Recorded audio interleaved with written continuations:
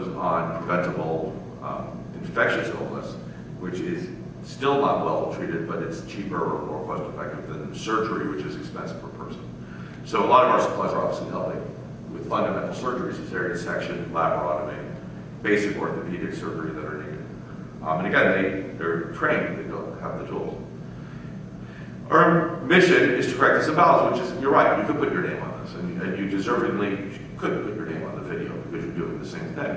And you know, 1 container a year is greater than 0, which is what I calculate the number every other university in the United States is doing right now.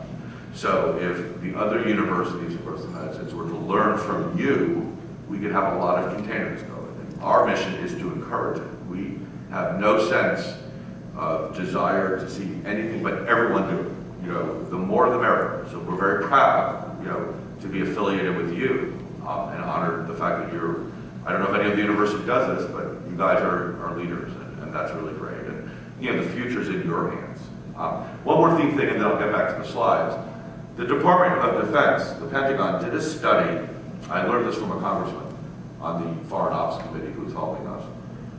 They did a study to see what the future was going to be like. Our military budget and weapon systems are often done to project what the future needs of the United States. And they want to know what the future threat will be to the United States or to the world. And the conclusion was obviously poverty. Poverty is the threat to global security. It's the threat to global stability. And the best way to see it is to look at what the world's going to look like in about 2030. So in somewhere in the range of 20 years or less. You know, most of you, many of you will have families, you'll be in your careers. The planet right now has just over 7 billion people, or we're pushing 8 billion. I mean, 6 billion, we're approaching 7 billion. By 2030, we'll probably be a planet of 9 billion people. That's the planet of the world. 9 billion people. On the current rate, no matter what we do, no matter how hard we try for development, the best and the worst are going to be that 2 million people, more or less, no matter what we do, will be living in Western lives like you have, or Europe.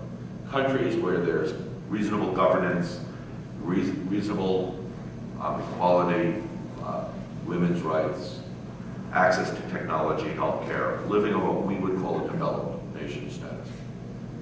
And probably, no matter how hard we try, 2 billion people are condemned to be living in that zone that we would consider today a $1 a day existence, which is extreme poverty. Many of those 2 billion people are going to be living in sprawling urban areas with lawlessness, abuse to women, no access to technology, healthcare. There are currently 1 billion people at least living in a $1 today existence. It's not like it's much cheaper to live. Those people are living under the worst conditions imaginable. And I just came back from the Congo, and I can tell you that the conditions in some of the areas I've seen are as extreme as you can have on Earth. People are suffering in ways that you can't imagine day to day. So that leaves 2 billion on the top, 2 billion on the bottom, and the Pentagon study concluded that 5 billion people will be in the middle. And the point of it was that in the next 20 years, what we all do today, really what you do today, even your container a year, and I hope you speed up, how many of those 5 billion people end up in extreme poverty versus how many of those 5 billion people come to conditions that are more reasonable will be determined by the actions that the developed nations take today. So the steps we do today are trying to help lift out of extreme poverty as many people as possible in what may be a pool as many as 5 billion people who are yet to be born, or several billion, some of us, half of them are born. But that's pretty much the goal, is to try and rescue as many people as we can. And again, we're not going to evenly distribute things, we're just trying to recalibrate to a point of more access to people. So I said the conditions are bad, and I think the worst thing you can imagine, those who haven't gone, I mean, this was a good bed at the Ridge Regional Hospital in Accra. This bed in Kumasi South was not uncommon. You sent a lot of beds, but what people didn't realize is what the alternative is, and sleeping on the floor is one of them, and I've seen a lot of that. Babies delivered on the floor, I've seen a fair amount of. But this bed kind of tells the story of eroding infrastructure. Now, why do we throw out beds? Because they're not pretty enough. And I mean, I'm not being pejorative, but I mean, in wealthy communities particularly, and even in less wealthy communities, we expect the hospital to look fresh.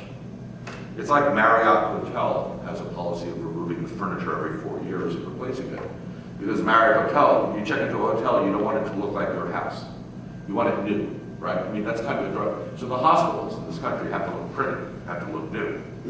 Well, they don't have that advantage. So this is a bed that's being kept propped up by cardboard, and people sleep on that bed. And no one should have to spend the night, or a week, or a month in a bed like this.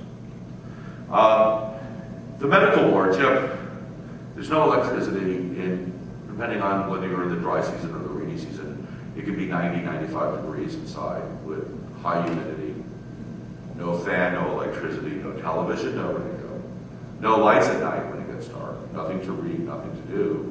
The medical staff and the patients are in the same hot, oppressive environment.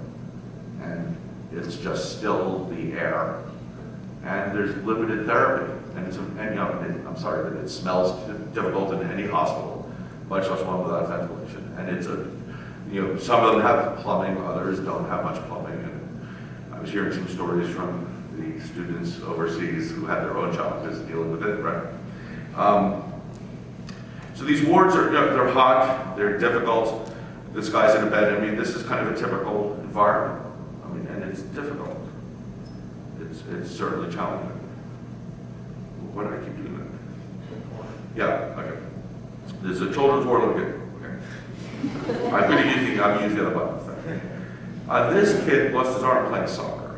He was in a village that was so remote that it took them 3 days to get to the hospital. And he had an infection. They did not have antibiotics in the village. And by the time he reached Kofuanachi, he had lost his arm. Well, he had to lose his arm because of the spreading gangrene.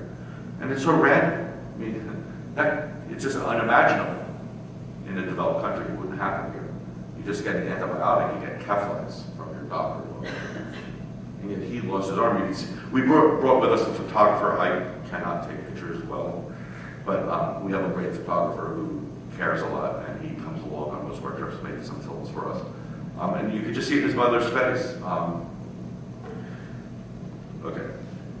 Surgical gloves, are supposed to be sterile. We operate all the time with sterile gloves. I do procedures with sterile gloves, and if you don't have sterile gloves, your other alternative is to wash them in a sink, air dry them, and use them the next day until they break. And it's certainly not sterile. In the Congo, they were using bloody instruments over and over again, with nothing to clean it, and no autoclaves. So people are trying to survive. They're in survival mode, doing the best they can. And there's a lot of innovativeness and invention, which is kind of the fascinating consequence of our human condition in extreme circumstances. But still, they need surgical gloves. This is a delivery table. For those of you from Ghana, this is Police Hospital in Accra, which 85% of the patients at Police Hospital are just the community. It's a hospital that's supposed to take care of the police, but it's overwhelmingly just a civilian hospital. And we sent them a container. I mean, that delivery table, I think, tells the story. Now, we talk about Millennium Development Goals. Dr. Anderson knows about them. The United Nations in 2000, Jeffrey Sachs from Columbia, the economist, as well as Kofi Annan, came up with other people to say that let's compare the statistics of, 1995 and 1985. 1995? I'm forgetting what year it is. 1990, I have it on my slide. Look at 1990 and compare it to 2015, which is 25.25%. And see if, starting in 2000, over the next 15 years, to try and see which countries do the best job at fixing things that are horrible. And there's a lot of money tied into achieving Millennium Development Goals. So you reward countries that are doing a good job.